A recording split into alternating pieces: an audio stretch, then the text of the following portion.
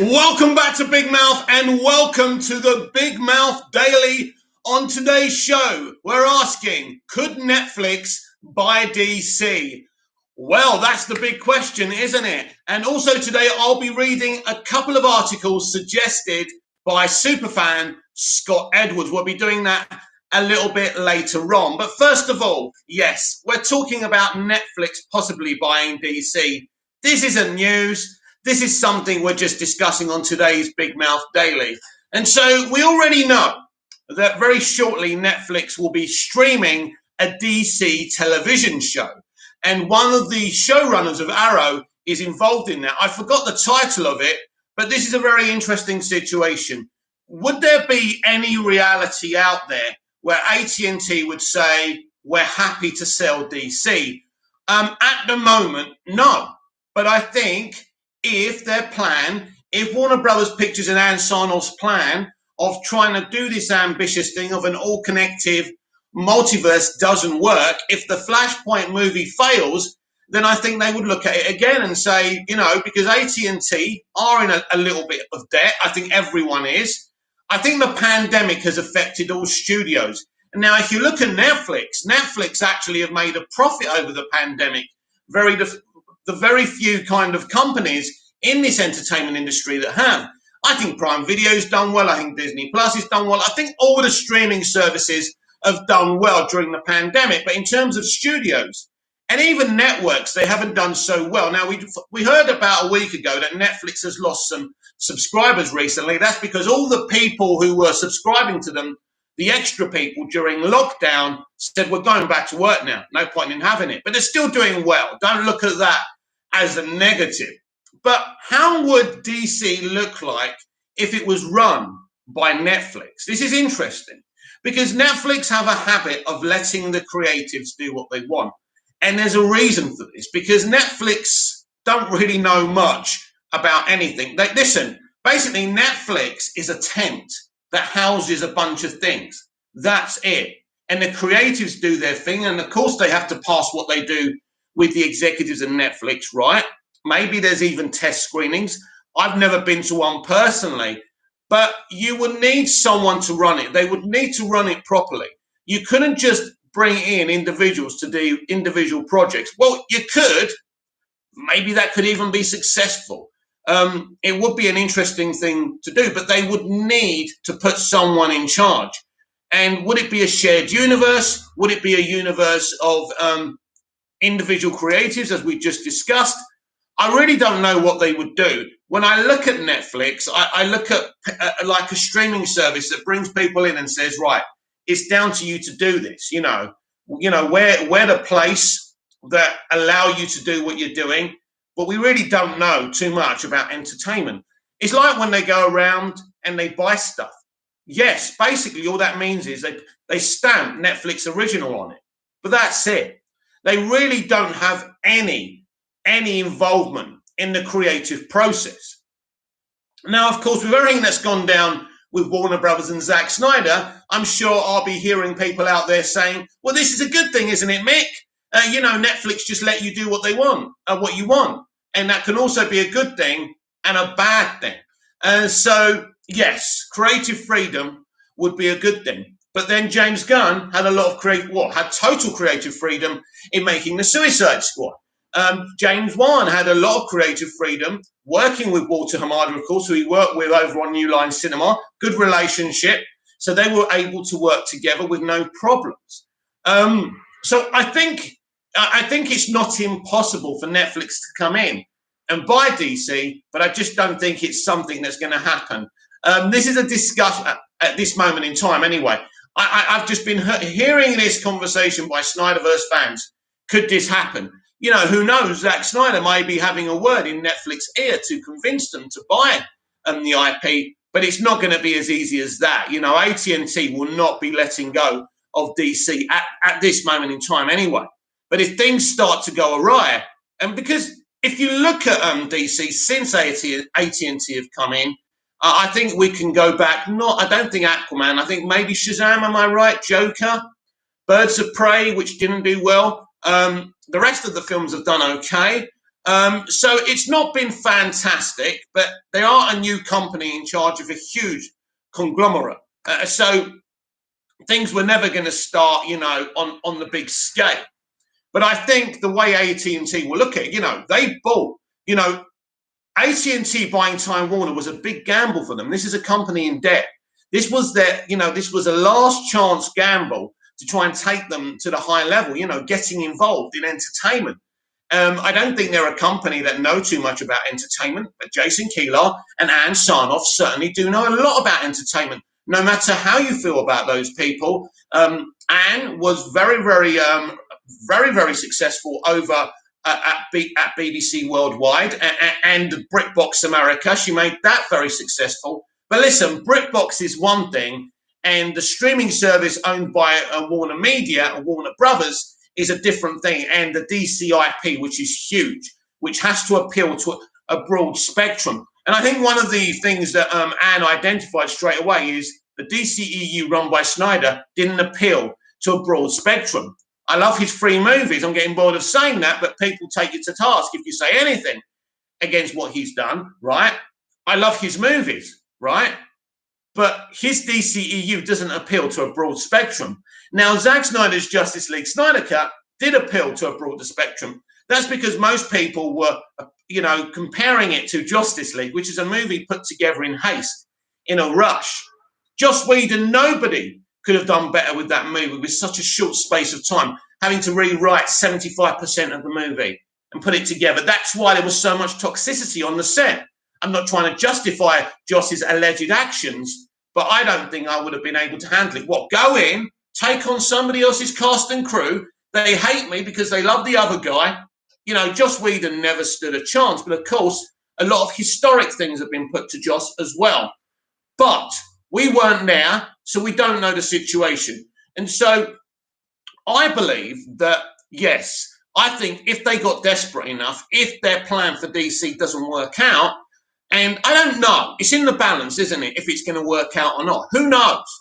Who knows? I mean, I think James Gunn's The Suicide Squad, and this is a decision that Walter Hamada made as well. He went out and got James Gunn when he was on a naughty step 5 from Disney and Marvel Studios, don't forget. So, that was a gamble in terms of the studio's reputation. Creatively, it's not a gamble. James Gunn's a genius. He knows how to entertain people. And he had a choice of DC IPs to choose. He's a big Suicide Squad fan, and that's the one he wanted to do.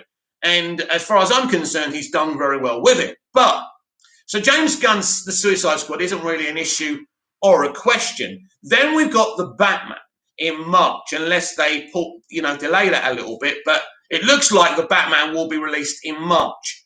I think that's a surefire hit as well. I mean, we're looking at a film that's very different. I think it takes a lot from the Gotham TV series, by the way. We've got this villain who's Riddler, who's basically trying to expose the corruption in Gotham City, feeding Batman Bruce Wayne information. But the big thing is that Bruce Wayne is part of this, not because he's done anything wrong as such, but because of the corruption his parents probably were involved in. So the Riddler in this, which I think is it Edward Mash? I don't know. I can't remember the name. It's not Edward Nigma anyway. So that's the kind of film we're going to get there. More of an investigative kind of movie with lots of action. We've seen good action in that trailer. I would be so bold to say that the Suicide Squad and the Batman are not an issue for DC and Warner Brothers. Those two people, I even think that Jeff Johns went out and got and Matt Reeves. So that was a really good one as well. So James Gunn and Matt Reeves are kind of, you've got them involved, you give them creative freedom, they're fine. They can work with a huge studio, right? If there's a discussion, but they're their own people. They want to do what they want to do. And they understand the studio system a lot more. So I think those two movies are not a problem in terms of, broad audience who wants to see that. And I think these two movies are going to be interesting. And I also think the Batman's an interesting film because I do feel he's creating, we've already been told that the Batman's Earth is officially Earth 2. So he can literally give us other DC characters there as well. which is also very, very exciting. Let's drink some water because it's really, really hot today. And so those two films are the next two DCEU movies are going to be massive, right? And then you go to movies like Aquaman, Black Adam, and The Flash. They're the ones that you could say 50-50. You don't know. I'm excited for all of them, but you just don't know. As I say, you would think the Suicide Squad and the Batman will do really well. But it's the Flashpoint that they're gambling everything on. It's the Flash movie, as they're calling it right now. I don't know if that title is going to change. But that's the movie. If that fails, then I would think a bid from Netflix coming in would probably be appreciated, because if the Flash movie doesn't work, a movie that's supposed to reboot the DCEU, if that doesn't work, then they're in trouble. Their whole plan is in tatters. And then I could expect Netflix to maybe put in a bid. I think Netflix would be very, very interested. I don't think it's a case of Netflix thinking, no, we don't want DC. But when you've got something like a DC, a DC IP, you've got, as Netflix, you've got to put people in charge, people that you can rely on. And Netflix have never, ever really had an IP on the level of DC. And, you would think that they'd have to reboot the whole IP. It would be a starting from scratch situation. But it's the entertainment industry. And, you never say no to anything. And as I say, I don't know if that's a good thing or a bad thing for Netflix to have DC. Because as I've told you, Netflix is a warehouse, right? And they pretty much rent out space. That's it. If you're doing something, you're doing it, right? Everyone says how good they are. They let you do what you want because they can't be asked. They don't know. They don't actually know about entertainment. They go out and buy stuff. They've got buyers who go out and buy stuff, right? They have people who approach them from the industry. We can't approach them. They've told us, don't send us in ideas. We're not interested, because they don't trust us. This is why they get established people from the industry, and it's worked out for them really, really well. And so, it's one of those situations we have to wait and see. Certainly at this moment in time, minute in time, hour in time, Netflix won't be bidding for DC, and DC are not looking to be sold. AT&T are not looking to sell their IP. It's a huge IP for them. And you look at the projects that they've got, and of course it's all about the execution. And this is the thing we have now. If they do things properly and people are entertained and they have a broader spectrum of an audience to appeal to, which it looks like these films will, then they've got a success story. I mean, their idea is just to move away from the Snyderverse, right? It's been a very complex situation, and it's really difficult for us who like everything within the DCEU rather than just Snyder stuff or the other stuff, but most of it, if not all of it. It's difficult for us because, whose side do you take? You're being asked to boycott stuff, and I'm never, ever going to boycott stuff. And I don't know, maybe you can comment on the live comments now and let me know, would you boycott DC? I wouldn't. I'm going to be honest. I'm not going to pretend for views or subs that I would boycott. I'm not going to pretend that, right? Now, I've seen some of the claims that Zack Snyder and Ray Fisher have made, and they're really, really bad things, right? But if you think these things are not going on at other studios, then you're not paying attention. It's just that the other creatives keep their gobs shut. But because of the civil war between Snyder and the studio, when as soon as this movie was greenlit for him, he decided to take a tact of exposing these people. Now, at the end of the day, by exposing them, by trying to put pressure on them, he thought this was a good way to get revenge, first of all, and try and get them to restore the Snyderverse. It's just made things worse. And I certainly think the exposing of the Jon Stewart thing really pissed the studio off, and I'm guessing that's why they released the Justice League 4K trailer. And it had the effect. It upset Zack and it upset all the fans. I looked at it and I kind of smiled, because there's no point losing my shit over things like that, because, I've got my movies. I like my movies, right? I don't really sit there worrying about millionaires and how millionaires feel. And that's just the way I am. I can stand these people. I mean, I was talking on TikTok and on Twitter today, about the revelations about Noel Clarke, who played Mickey Smith on Doctor Who, a show I absolutely love. And he's being accused of, sexually harassing, allegedly, 20 women, over 20 women. And this has been exposed by the Telegraph in the UK, I think. And what I said is that this industry is exposing our heroes. And if you think the females in the entertainment industry are any better than the men, you're not paying attention.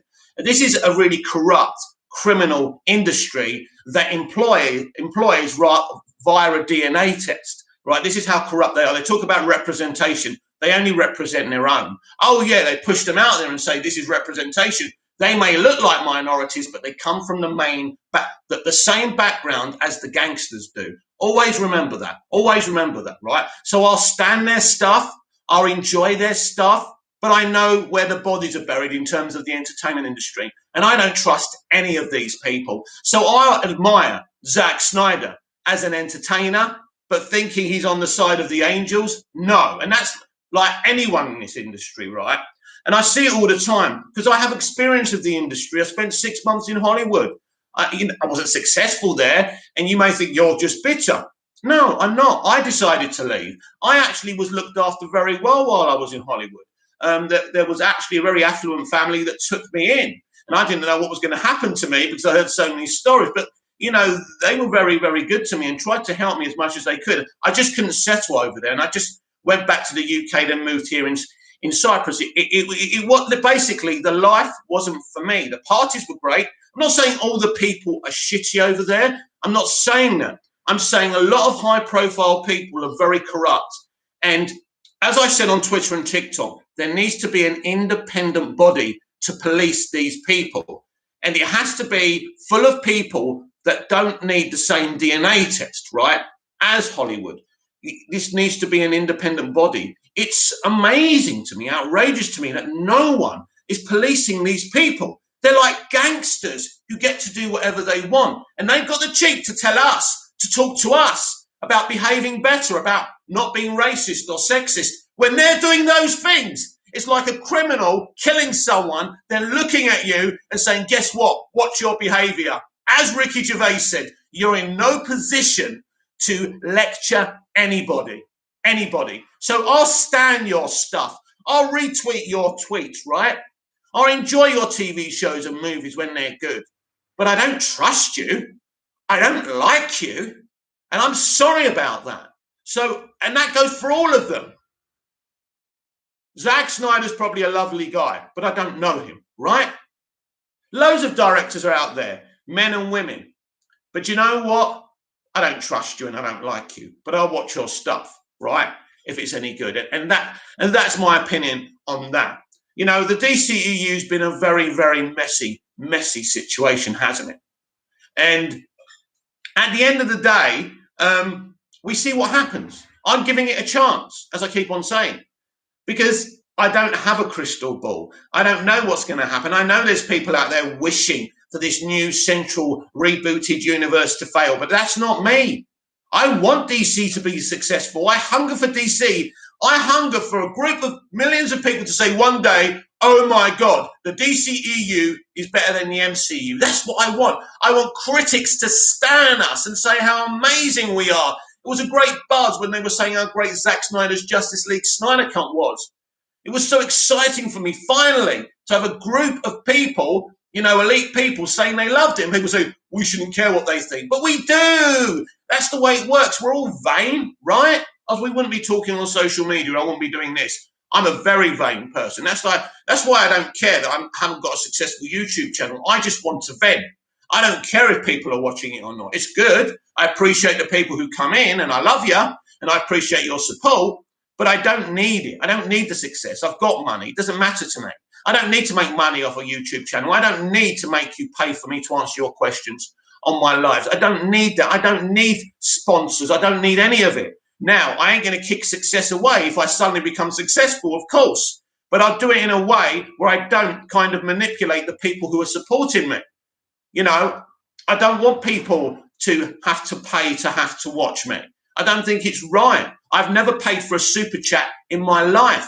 I see the things that are going on. I see people who start YouTube channels who are good, proper fans.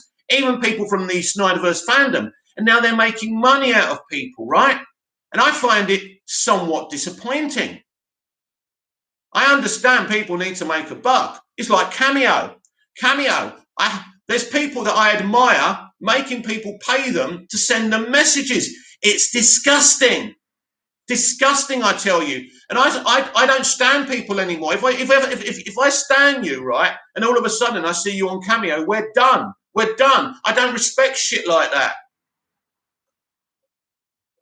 So anyway, that's me standing on the stage shouting about. But basically, I'm going to give you my opinion about what would happen if Netflix bought DC. I don't think it would be any better. I don't. I would be concerned. It would give me easier access, by the way. I have Netflix in Cyprus. It would be easy. I wouldn't need to go to the cinema. I look after my elderly dad. I do a lot of Zoom meetings right now. I don't go anywhere, but I do have to go out eventually, obviously, in the line of work that I'm in. But the point is, it would be easy access for me to view this stuff, but I'm not sure that they would do a better job. Because as I say, Netflix are not a hands-on studio. They just let people come to them, right? And they just let everyone else do the work. And then they take the credit for it. It's really funny. Netflix original. I said earlier, you know what a Netflix original means? Absolutely nothing. It just means they pay to have it on their platform. They haven't actually done anything towards what you're seeing. So that's why when you go on Netflix and you look through things and you know it's a bit of a mishmash. A lot of things are quite ordinary. They just put a bunch of stuff on there. And then they pay like big elites sometimes to do movies and TV series, but they don't have anything directly to do creatively. And this is why it's perfect for someone like Zack Snyder, because he could do what he wants. It doesn't matter if people hate the movie or like the movie. It's irrelevant. And so I'm not sure if Netflix would be the best thing for DC. Sometimes it's like the grass always looks greener from the other side, doesn't it? And so I think Warner Brothers are passionate about DC.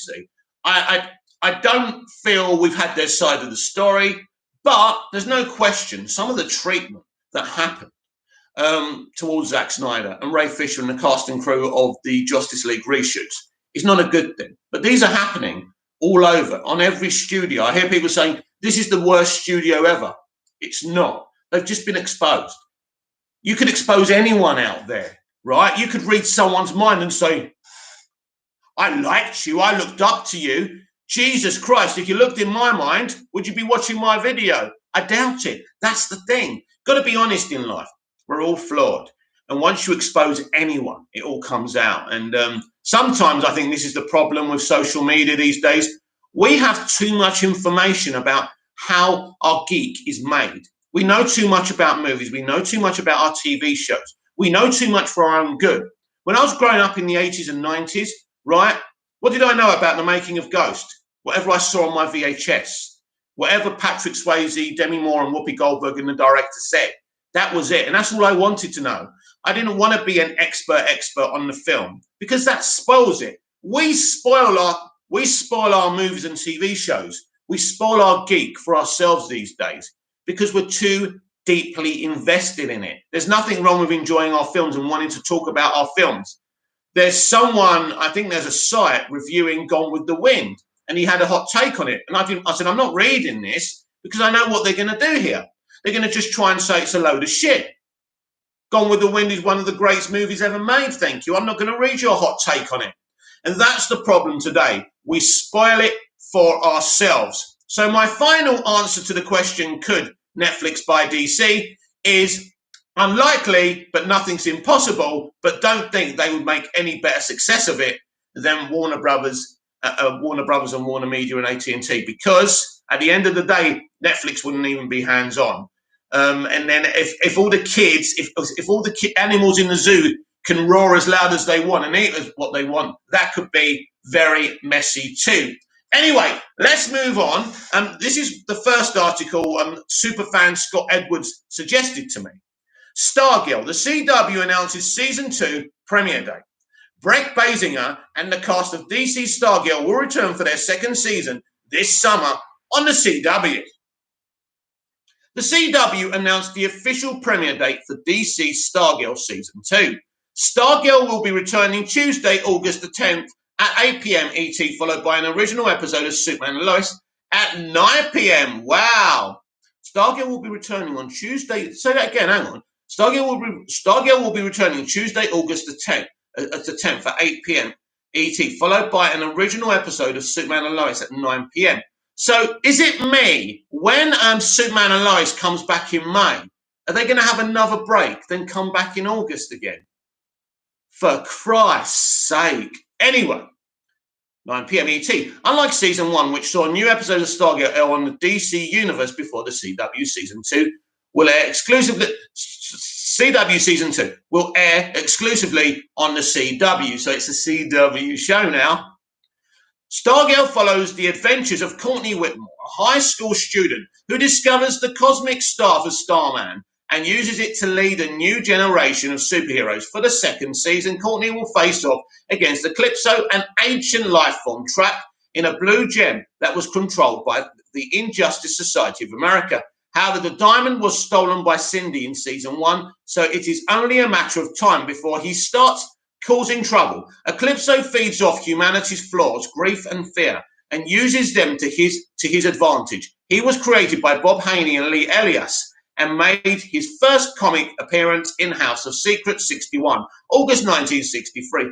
Eclipso will be joined by the Shade on an English immortal who has magical shadow powers. Having lived for so long, he has witnessed trauma after trauma, but masks his pain with witty comments and a nihilistic philosophical outlook. He was created by Gardner Fox and Harold Wilson Sharp and made his comics debut in Flash Comics 33, September 1942. However, Courtney won't be alone. When she confronts these new beings, she will be joined by Jakeem Thunder, the new wielder of the Thunderbolt pen.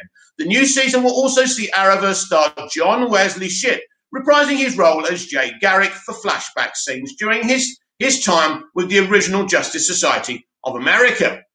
Stargirl stars Brett Basinger as Courtney Whitmore, Stargirl Luke Wilson as Pat Dugan, Stripe Joel McHale as Sylvester Pemberton, Starman Trey Romano as Mike Duggan, Yvette Monreal as Yolanda Montez, Wildcat, Amy Smart as Barbara Whitmore, and Gianca Washington as Beth Chappelle, Dr. Midnight, Cameron Gilman as Rick Tyler, Owlman, Joy Osmaki as Miss Brooks Tigress, Christopher James Baker as Dr. Henry King, Brainwave, Neil Jackson as Jordan McKent, Icicle, Nelson Lee as Dr. Ito, Dragon King, Neil Hopkins as Lawrence Croc, Sportsmaster. Wow, that's some cast though, isn't it? Pretty interesting stuff. Yes, so Stargirl's coming back. I've never seen it before. I do want to give myself an opportunity to see it. It sounds like Jeff Johns, love him or hate him, has done a really good job with that. So the final article suggestion from superfan Scott Edwards is about Black Adam, and it's a piece of casting. So let's take a look. This is from Cinema Blend. Reuniting this, Black Adam is reunited Dwayne Johnson with a young rock star by Adam Holmes of Cinema Blend. After more than a decade of waiting and planning, Dwayne Johnson has finally stepped into Black Adam's shoes, or boots rather. Back in 2017, it was announced that rather than serving as Shazam's main antagonist, the Kardashian anti-hero would instead debut in his own movie, and Black Adam kicked off principal photography earlier this month. While we wait for our first official looks at the production, words come in that Black Adam will see Johnson reunited with one of the actors who plays his younger self in the NBC series Young Rock. Uli Latukufu, who plays the college-age version of Dwayne Johnson in Young Rock, has scored a role in Black Adam, although Deadline did not provide details about his character. Well, Ronnie Dodge. Hi, Mick. Hi, Ronnie. Hope you're enjoying it, or have you just come in? Right. Naturally, so let's say that again. Black Adam, although Deadline did not provide details about his character, right?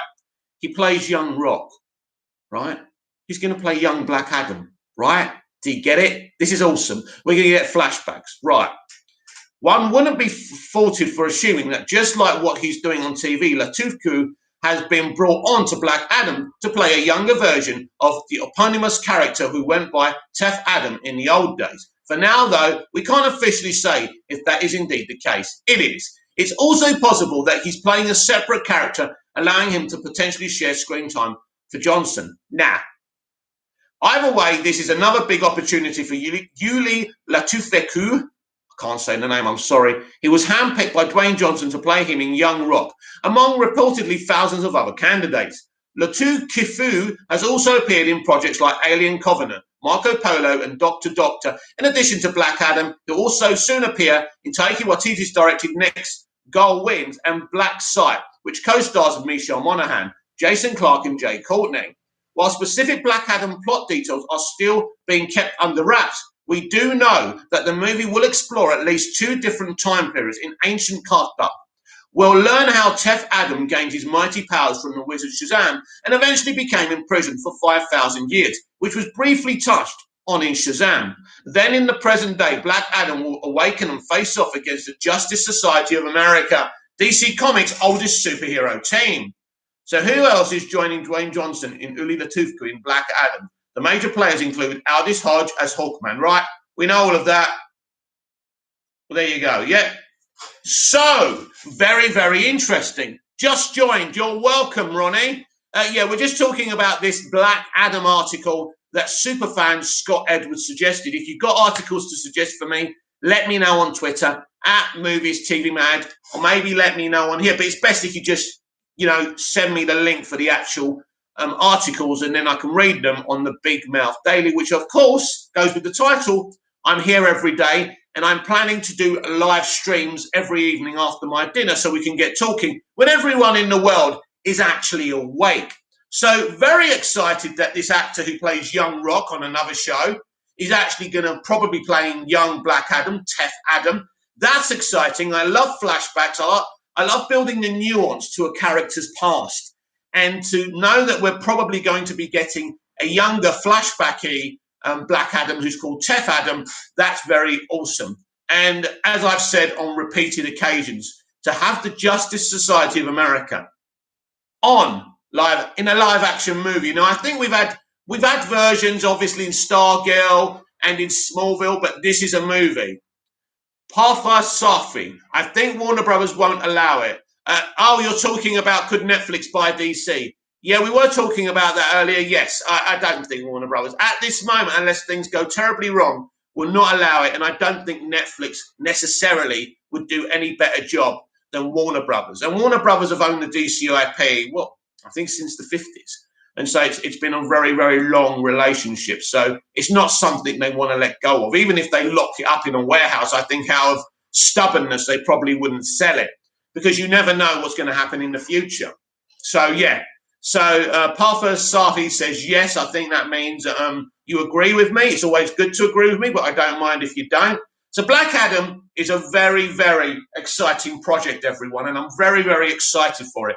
This is really a different team of producers, a different writer, a different director who haven't worked on the franchise before.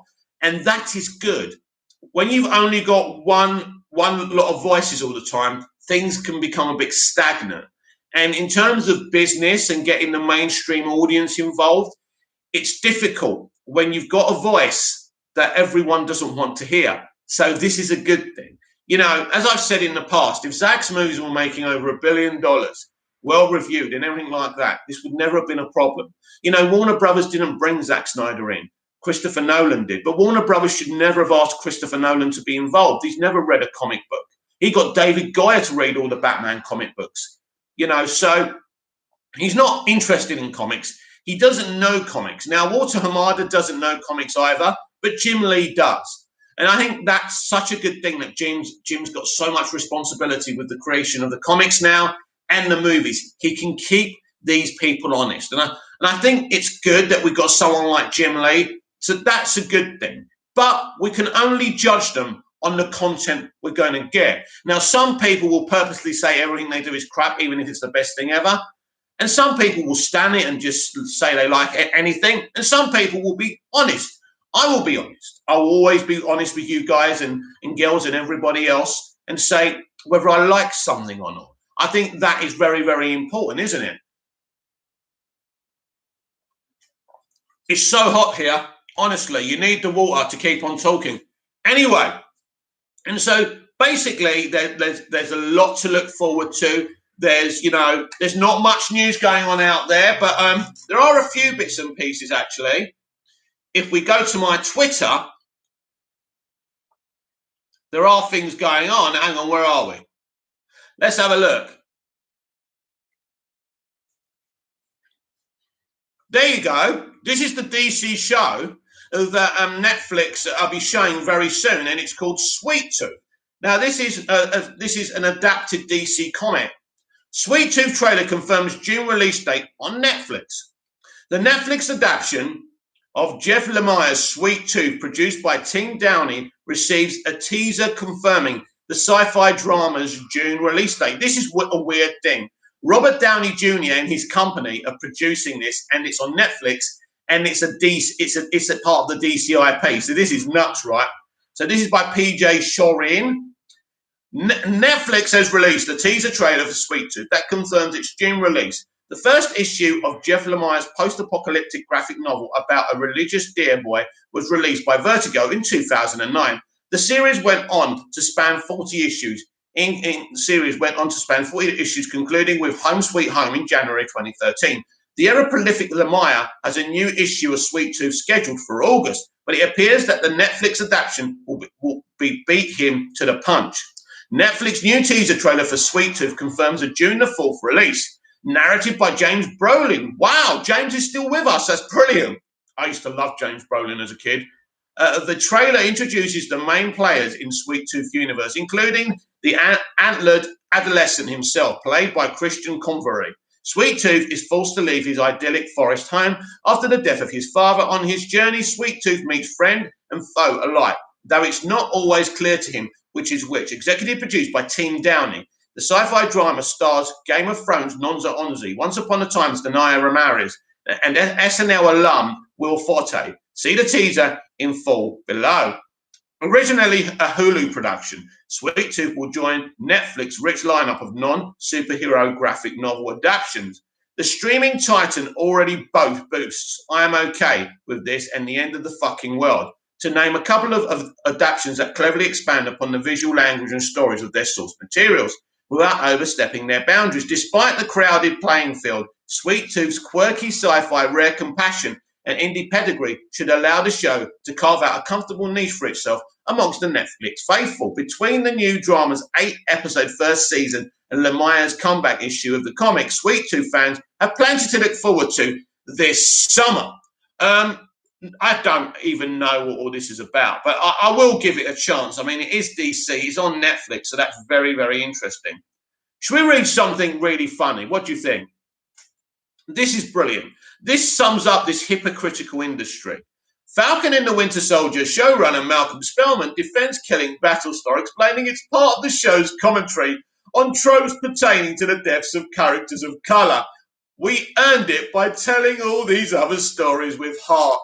You are so deluded. Should we read this? Ronnie Dodge, I'm very interested in why they chose DC Fandom for October instead of August.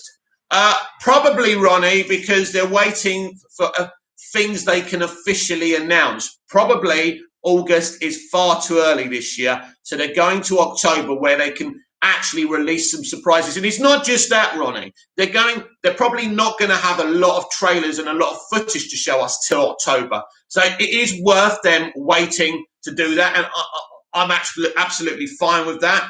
Falcon and the Winter Soldier showrunner defends killing Battlestar. The Falcon and the Winter Soldier showrunner and writer Malcolm Spellman defends the decision to kill off Lemar Hoskins, a.k.a. Battlestar, by Graham Gutman. Malcolm Spellman, showrunner of The Falcon and the Winter Soldier, defends series decisions to kill Lemar Hoskins, a.k.a. Battlestar. Clay Bennett took the role of Battlestar in the MCU series, debuting in the second episode as John Walker's longtime friend and ally. When Walker is chosen as the new Captain America, Hoskins serves as his right-hand man, joining him on his first mission as Bucky and Sam try to stop the Flag Smashers in Europe. Battlestar appears alongside John Walker in several more skirmishes as they try to keep up with Bucky and Sam's mission. But episode 4, The World is Watching, is when things come crashing down as the Flag Smashers attempt to escape. Leader Carly Morgenthau becomes involved in the fight, accidentally killing Hoskins and enraging John Walker, who had just taken the super soldier serum. Walker goes on to kill Flag Smasher Nico in a fit of rage while onlookers recalled the murder. Hang on, did he take the serum? I thought he just put it in his pocket. Is that what they mean by taking it? I'm confused. Ronnie Dodge, totally agree. It's going to be bigger than last year's. Yes, it is, and expect some massive announcements. This is Sam Juan Reviews. Netflix can make Man of Steel 2. Well, they can't make Man of Steel 2, but listen, as I say, Netflix is like a warehouse. They want the creatives to do everything. They have nothing creatively to do with anything. So it's a different things. It definitely would give people freedom of creativity and art. But with that, people can go too far where there's no one saying to them, hang on a minute, maybe you shouldn't do that. So that's an interesting point for me. In an interview with Fade to Black, podcast Spellman defends the decision to kill Lamar's sighting. It is an integral part of the show's commentary on certain tropes that see a character of colour's death being used as development for a white character's story. Oh my God, these people are disturbed. Spellman says that he feels the show ultimately earned the moment because of the other stories being told in the series. From the movies I saw all from the beginning of the 1980s, oh, the terrible 80s, all the way through now, the purpose of the black character was either to be the magical Negro whose job is to service a white character, and once that white character has gone on their journey, the magical Negro disappears, or the black guy or girl. But 99% of the time, guy who's there to get killed somewhere near the end of Act 2. We earned it by telling all these other stories with heart. Wait a minute. You did exactly what you just said. You killed off a character of colour to bring the white character forward. You're trying to you're wrapping things up to try and say we did it to show what they used to do in the terrible 80s. The 80s was awesome, by the way. But let's be clear. There's a little film called Lethal Weapon where we actually meet a character of colour and his family, and they're actually the co-leads with a white character, Martin Riggs, aka Mel Gibson. You are talking absolute nonsense, right? Oh, Beverly Hills Cop, when Eddie Murphy's cop becomes friends with a couple of white cops. Does Eddie Murphy's policeman ever get killed off to service the white characters? No, I have got more, Mr. Spellman. It's another one of these creatives, another politician who's passed the DNA test and he thinks he can pass judgment on the past. These people are absolute lunatics. Battlestar has a similar brush with death in the comics, one that sees John Walker risk Lamar's life for the sake of their mission. So basically you killed him off because he dies in the comics, and all that other crap you just said is BS. While the series chose to not tell that plot, Falcon and the Winter Soldier's decision to kill Lamar was still a point of contention for some fans in media. The deaths of characters of colour have long been used to feed the evolution of their white counterparts. And on the surface, Lamar's death is similar to this trope. Exactly. They're hypocrites. Falcon and the Winter Soldier's commentary on race day is one of the ways the show combats this. So basically, you're saying that you racially killed someone to further forward a white character's story, but you kind of had a black Captain America, so everything's all right. So you can be a little bit racist, but then you can mention, you can have a black Captain America, so everything's all right. It's what I said earlier. They think they can do whatever they want as long as they mention the words representation and inclusion. These people are hypocrites. They don't care about representation and inclusion. All they care about is their toxic identity politics. And it's been exposed here. Wow, wow, wow.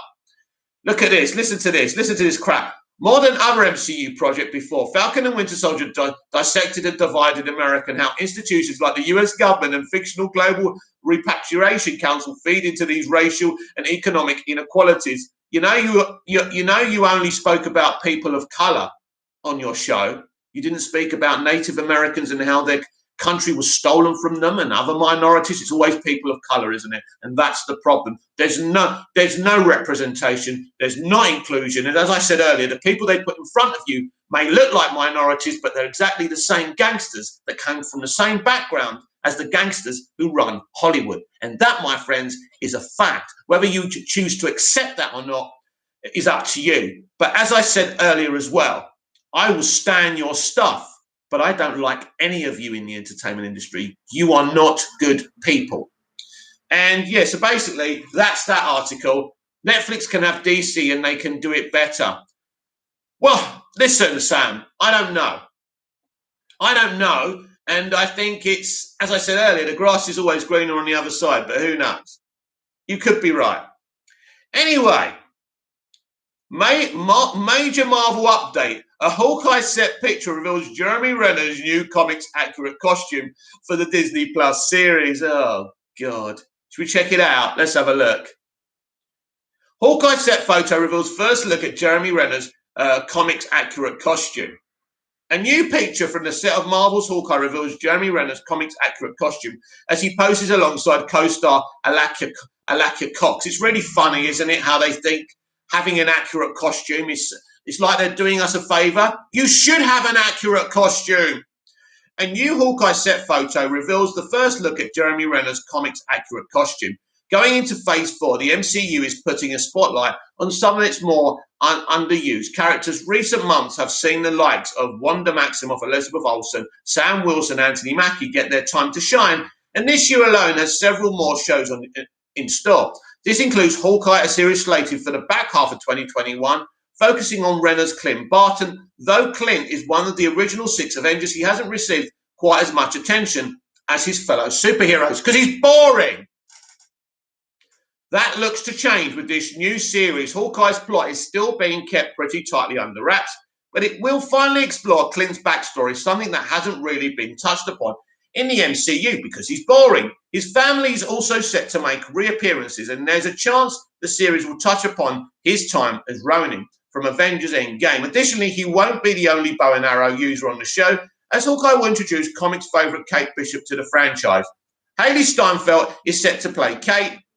Fans have already received peeks at her costume thanks to various set photos. Now it's Clint who is getting a costume reveal. In a picture shared online by Marvel News, Renner posed on set alongside franchise newcomer Alakia Cox, who plays the skilled assassin Echo. Renner is sporting his new Hawkeye costume, which comic fans will be pleased to see sticks rather closely to the source material. Check it out below. So if you can see it, that's his costume. Nearly dropped it there, so that's pretty cool, right? Just last week, Renner confirmed Hawkeye had rough filming. There have been numerous set photos from the entire production, but the above shot is the first one to feature Clint's purple suit. So that's very awesome, isn't it? What have we got here? Falcon and the Winter Soldier. Anthony Mackie says showrunner Malcolm Spellman and director Kari Skogland didn't pull any punches on handling race. Well, if you think that's not pulling any punches, what you did on that show, I feel sorry for you. Superman and Joker teamed up to defeat DC's version of Dormammu. Wow, that's an interesting one, isn't it?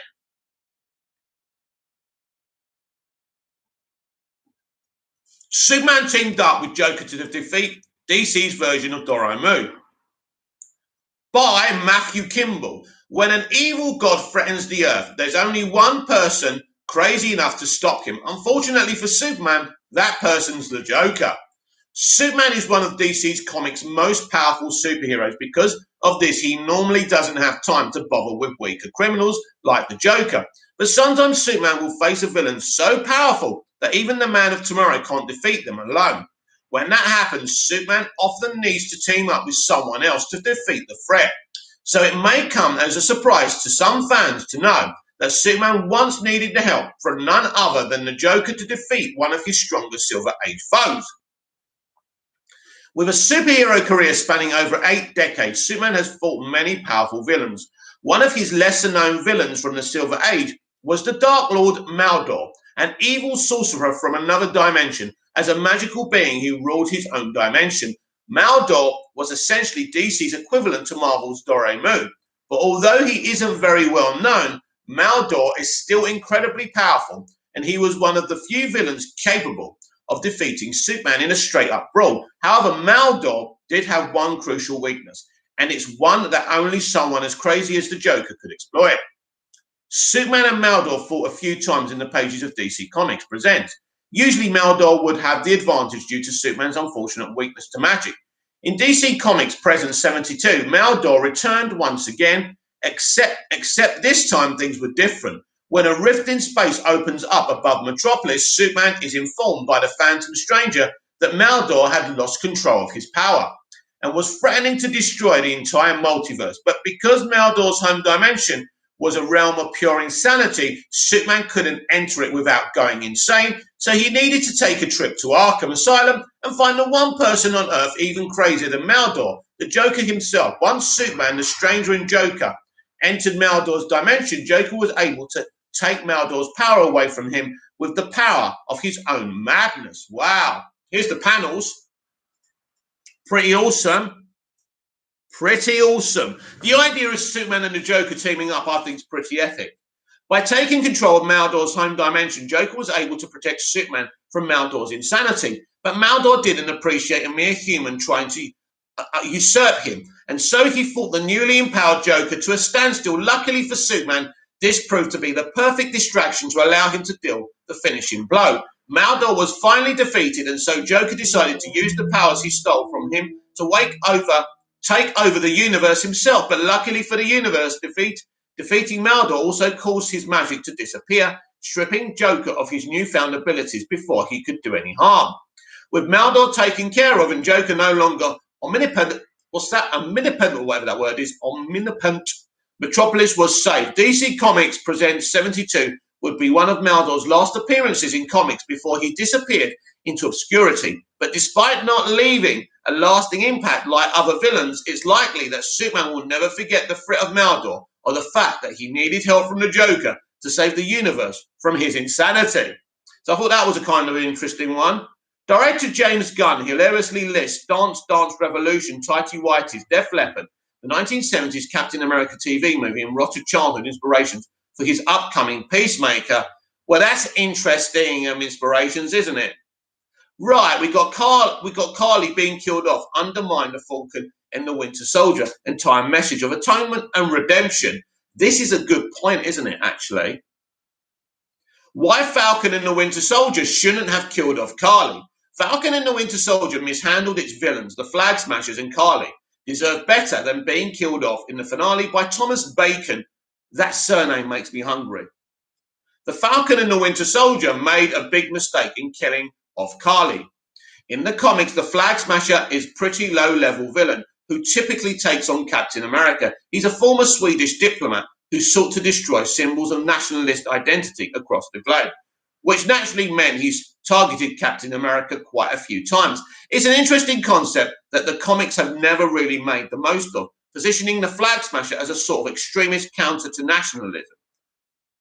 The MCU switched up the Flag Smasher, gender swapping the character from the comics and having her lead the movement that spanned the globe. Well, of course they're going to gender swap. That's what they do these days. Played by Erin Kellyman. I like Erin, by the way. I think she did a really good job. Carly actually looked back at the blip with a strange sense of nostalgia. When Thanos snapped his fingers and erased half the life in the universe, he had given every human being a shared experience of grief for the first time in history. The national boundaries had been forgotten as people unified, but when the Avengers reversed Thanos' snap, the lost were restored, and little by little the world is going back to normal.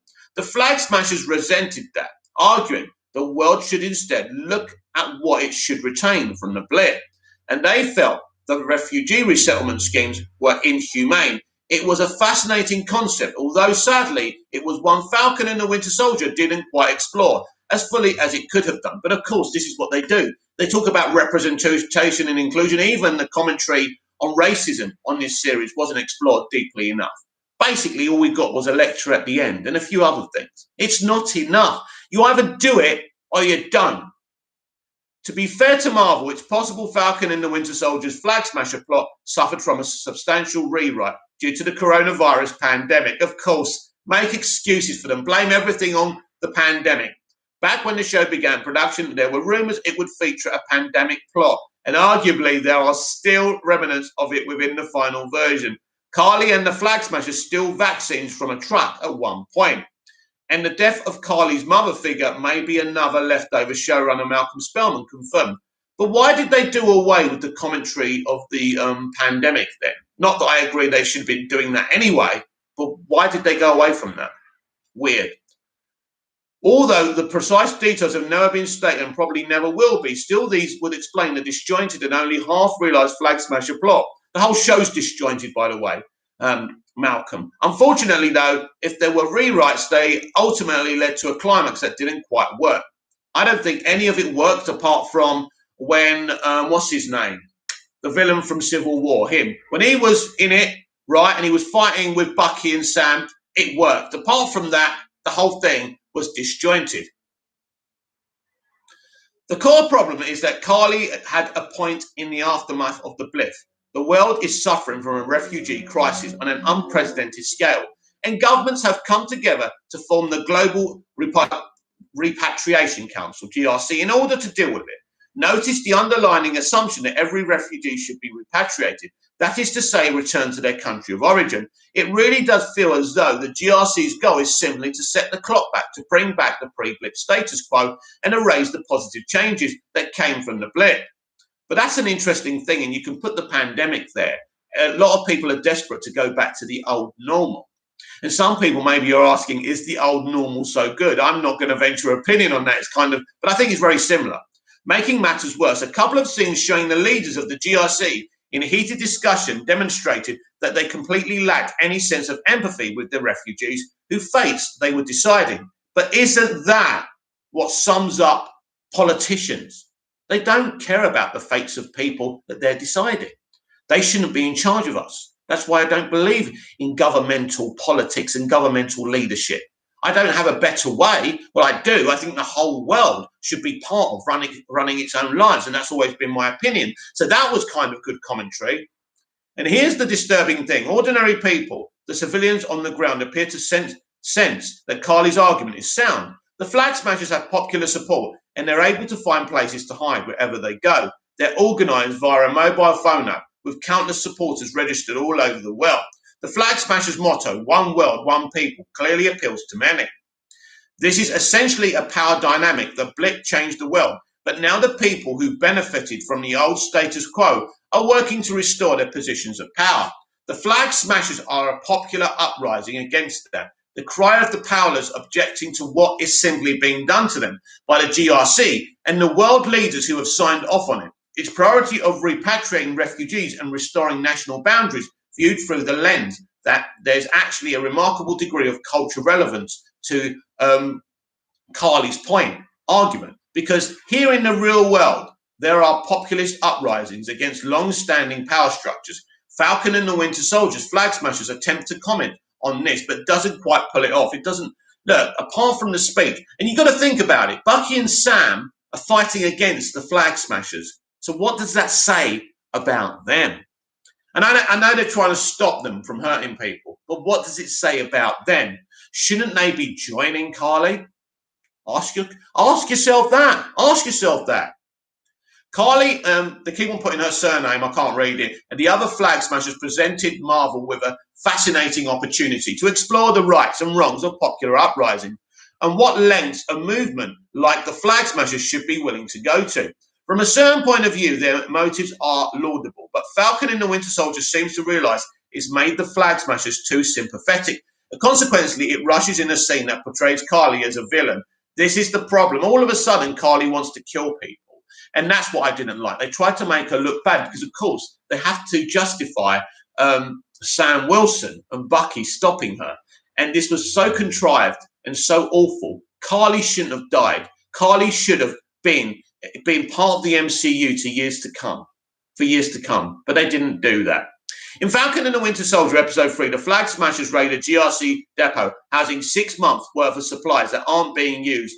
It's kind of an act you associate with Robin Hood, but the show ensures Karli isn't perceived that way by having her set off a bomb. Of course. You see, the problem is with this alt-left entertainment industry, they want their cake and eat it and kill the people who've been working there. Bizarrely, even the Flag Smashers are surprised at Karli's act, commenting on it because it seems out of character.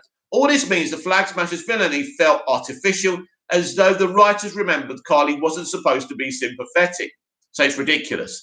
And therefore attempted to write in a scene to ensure people viewed her as a villain. But then in Sam's speech, Sam kind of sticks up for her. So as I say, they want their cake and eat it. Ridiculous. Because There's a lack of writing talent. That's what it is. Comic books have always embraced politics, and the MCU followed their lead.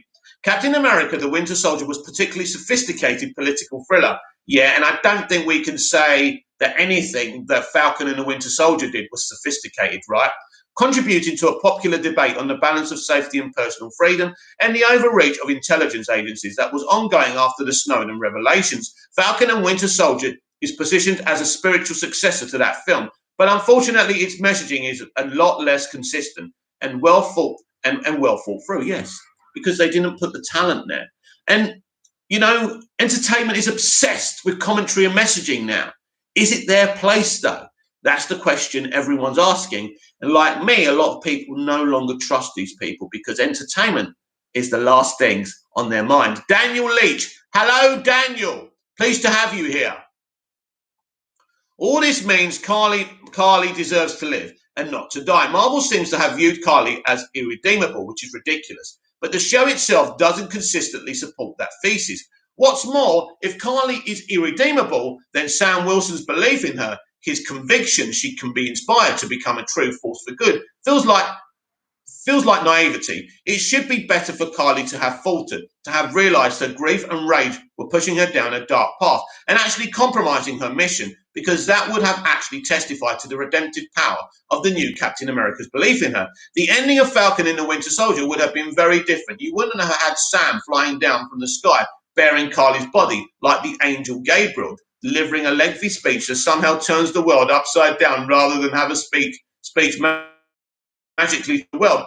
Falcon and the Winter Soldier could have ended in an uneasy way, which would have been better, where you sensed that the world was still reeling and in chaos, and where things could tip either way. It would have been less neat, less tidy, frankly, a lot more real. But this is the problem with Hollywood today. It's possible to argue Carly deserved to die. No. Carly didn't deserve to die. Sorry, she didn't. Because she's a killer. But Falcon and the Winter Soldier goes to great lengths to demonstrate that killing doesn't make you irredeemable. John Walker murdered a man in cold blood, bludgeoning a defeated foe to death with the edge of Captain America's shield. But what happened before that? His friend died. I was going to say I'm not justifying it, but in a way, I am justifying it. The finale redeemed him. You just need to check out the John Walker US Agent merchandise Mark was promoting to see they view Walker as a hero. So the show's message on redemption is inconsistent, absolutely. Rather than kill Carly, then Falcon and the Winter Soldier should have ended with Carly brought to justice. No, don't agree. And potentially set up on a redemption arc. No. This is what I hate about this generation. Imagine J.R. Ewing in a rebooted Dallas. These people are nuts. Why does she need redeeming? Why does everyone have to be good? People can be bad. Life is a balance. She continues on her course. She escapes, she survives for another day, and she comes up against Sam Wilson's Captain America in Captain America 4 and other Disney Plus shows. Why not? Why does everyone fucking have to be perfect? Why does everyone have to be redeemed? These are not storytellers. These are politicians that live in a fairy tale world, and I'm sick of what they're doing to entertainment. Carly could have been the MCU's next Scarlet Witch. Oh my God. An enemy who gradually becomes an ally. But more intriguing, one knows motives and agenda didn't entirely fit with those of the other heroes. Instead, Falcon and the Winter Soldier essentially choose to kill Carly off simply because Marvel didn't have any long-term plans for her, which was a mistake. The show served to position all its other major characters for their next steps in the MCU journey. But secondary characters like Carly and Battlestar felt as though they were killed simply because there were no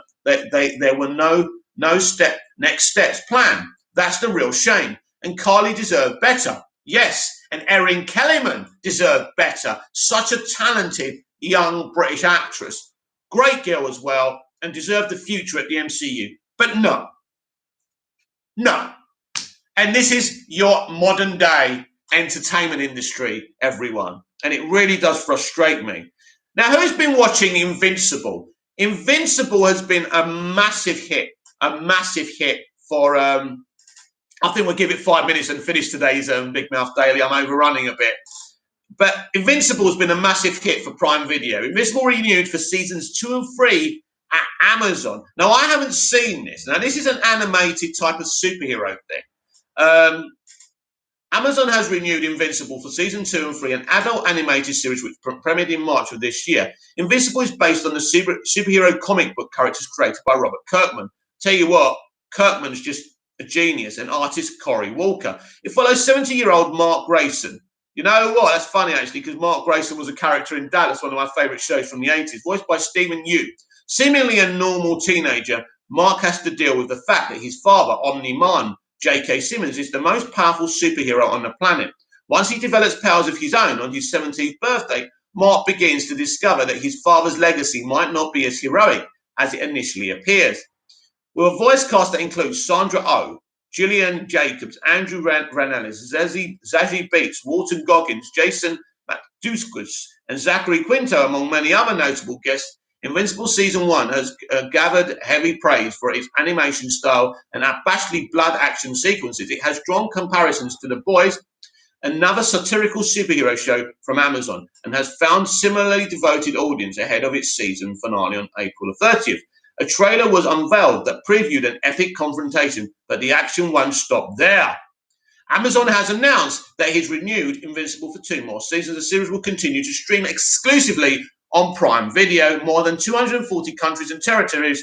Vernon Sanders, the co-head of television studios at Amazon Studios, praised Kirkman's storytelling approach and the show's voice for delivering on the expectations of fans for his past. Kirkman noted in a statement that he was excited to continue the story in Invincible for at least 2 more seasons. So far, Invincible has been unafraid to deviate from its source material in both big and small in terms of its narrative, and the animated adaptation has altered details from the character's death to pivotal relationship moments. This serves as a sign that moving forward, the show will likely continue to make changes for the benefit of the show's longevity. This has led to plenty of interest in where the Invincible might go after its season finale and beyond. With the latest news, although expected, given its success, fans can now be ensured that Mark's adventures will continue for the foreseeable future. The renewal is a positive and a different sense. Rather than getting a renewal for several seasons, potentially stretching the story beyond its natural ending point, Kirkman and the decision makers at Amazon Studios can make the call down the road as to whether Invincible is better served by relatively a short run or if there are still more avenues to explore. For the time being, though, it's worth celebrating a bit of good news for an adaptation that has already made a big splash. Yeah, has anyone seen this? Daniel Leitch. Not seen Falcon and the Winter Soldier yet, but from what I have from yourself and others, it doesn't appeal to me. Listen, if you're a Marvel fan and you want to continue watching Marvel, you probably need to watch it. There's a few things, but it's disjointed, unfortunately. They're trying to make messages in this. This is what the entertainment industry is now. You either have to take it or leave it. I embrace the classic stuff you watched as a kid or stuff that you like that's in your cabinet, in your physical media. You have to make the choice. But for me, I watched it. I enjoyed it in places. I thought it was okay. It didn't trigger me so much. It's just disappointing that they have a look. They have a view of life in the entertainment industry that's very, very strange. It's like they live in a bubble. Well, they do live in a bubble, and it's called Hollywood. So if you don't understand the struggles of everyday people, don't message about them. Don't make commentary about them. And just entertain people. That's my opinion. So, has anyone seen Invincible? I'm going to check it out on Amazon at some point or another. There's so many things to watch these days. I don't know what to watch next. So just making sure we've covered everything. It's 2 minutes past midday here in Cyprus. I don't know what the time is where you are. So let's have a look. Oh, I've got yeah, there's actually, do you know what? There was quite a few things I still wanted to discuss. So let's have a look. Hang on. There's a funny one here I want to read. Listen to this. Supergirl's flashback episodes to Kara and Alex's childhood show that the CW should develop a prequel series in the Arrowverse. What a joke. What an absolute joke, everyone. It's ridiculous. Who would watch it? People are not watching it now. Should we check this out just for a laugh? This is ridiculous. Supergirl's time travel episode proves the Arrowverse needs prequel shows. Supergirl's flashback episodes to the Danvers sisters' childhood showed that the CW can and should develop prequel shows in the Arrowverse. Supergirl Season 6 time travel episode demonstrates the Arrowverse can benefit from having prequel shows. You know what's really funny? They've tried this kind of younger Danvers sister thing. It's one thing to do it in the middle of the run, but this is the final season. It should all be epic, and still they're throwing time-wasting shit. Nobody's watching this show. It is terrible.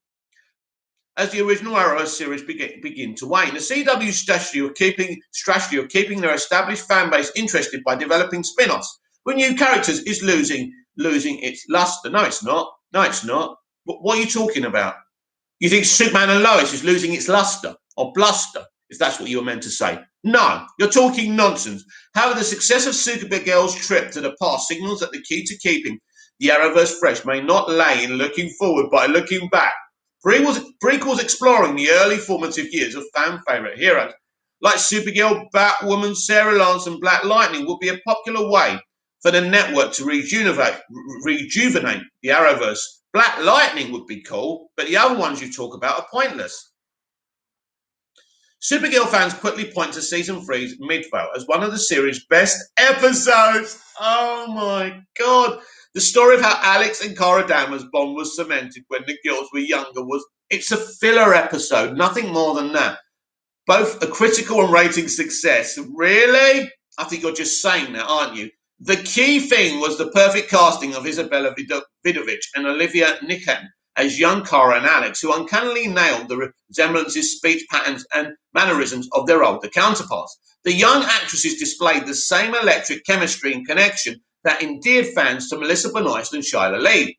In later seasons, when the show needed quick flashback scenes, such as those that helped Alex regain her memories in Season 4, Supergirl turned to Vidovich and Nickanian to maintain story continuity.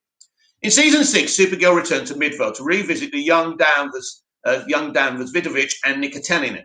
Magic in these roles has not diminished. In fact, they only shine brighter. After Season 6's prom night, the call for an Arrowverse prequel centered around the young Danvers sisters and their journeys to becoming superheroes has grown louder and more enthusiastic. The popularity of these actresses, in addition to the storytelling possibilities found in Danvers' young adult lives, presents an opportunity for the CW to capitalize on. Let me tell you something. You're not going to have enough viewers. Enough people would not watch this. Smallville is... oh, my God. They're bringing my beloved Smallville into this debate. Smallville is proof that prequels and origin stories centered on young adults can work. Let me tell you something. You know why Smallville worked? Because it had a great concept, it was a great idea, and the people on it were geniuses, and they were actually trying to tell a story. That we know what these hacks on this show have no talent. So don't bring Smallville to justify your argument. I'm sorry.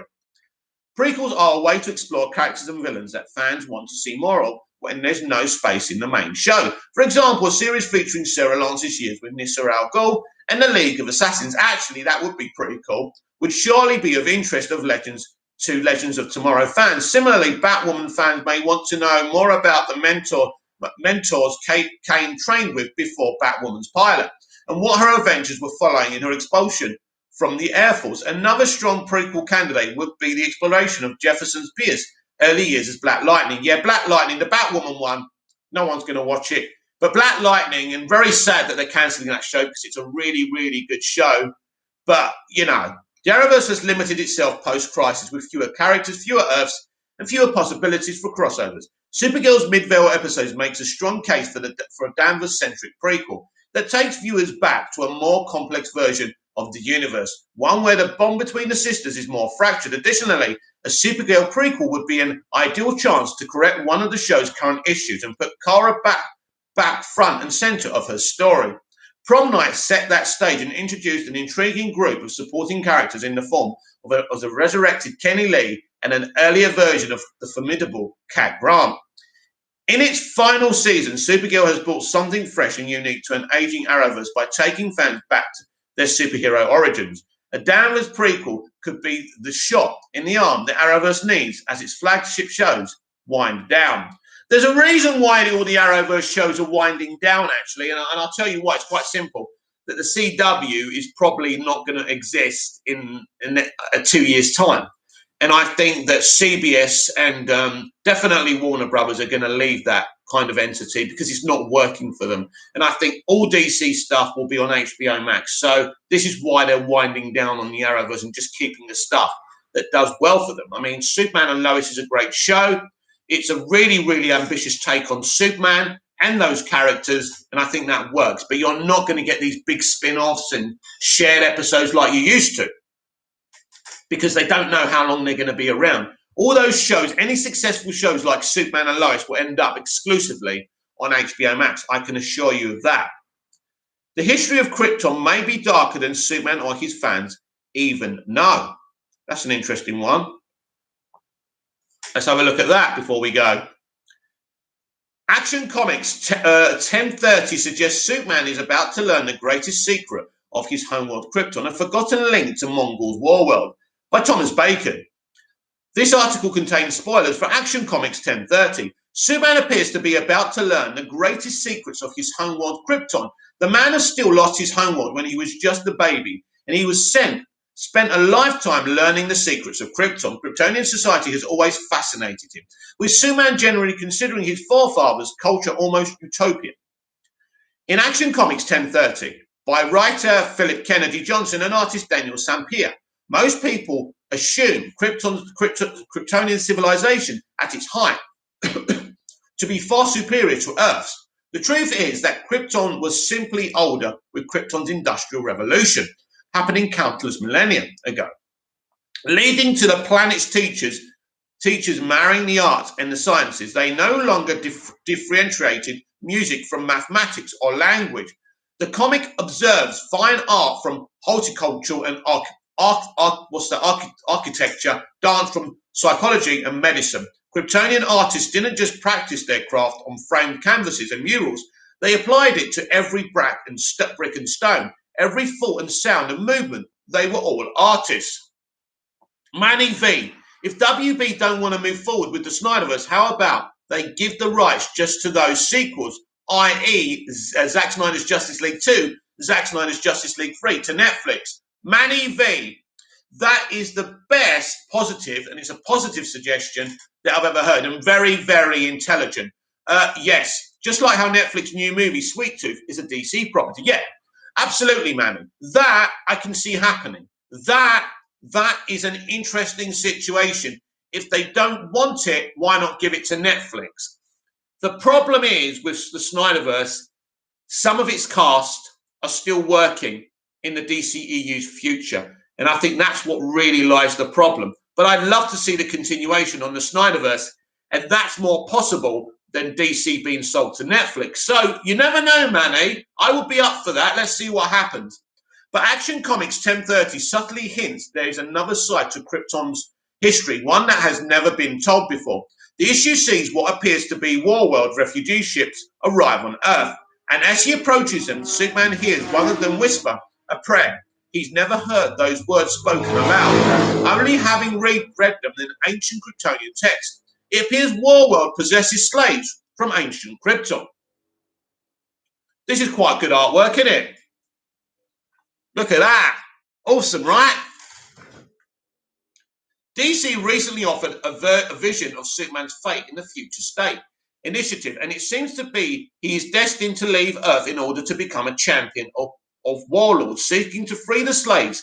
It's reasonable to assume this is why, because he will learn of a secret ancient connection between Krypton and Warworld, one that explains why Warworld's slave castle includes so many Kryptonians. Superman is about to discover some ancient wrong, most likely one that is even connected to the House of El itself, that he resolves to put right. Action Comics' current story can be compared to pieces of a jigsaw puzzle. Future State showed readers the picture on the front of the box, and now they have to see how the pieces are going to be put together in order to take that shape.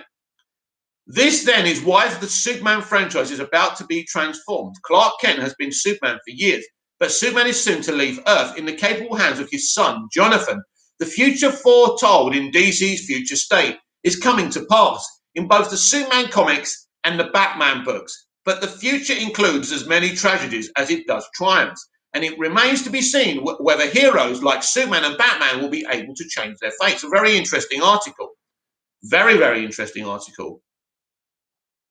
Just other bits of news. This is the final piece of news I've got for today. Jurnee Smollett and Allison Janney to starring J.J. Abrams' Netflix thriller Lou. So I'll be very interested in seeing that.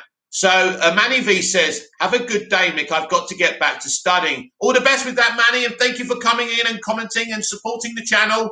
It means a lot to me. Yeah, cup of coffee, I think definitely I'm going to have something cold. I've been talking for 1 hour and 19 minutes. Wow. And I thought I wasn't even going to get through 5 minutes. I felt like shit when I first started this video. So thank you, everyone, for motivating me.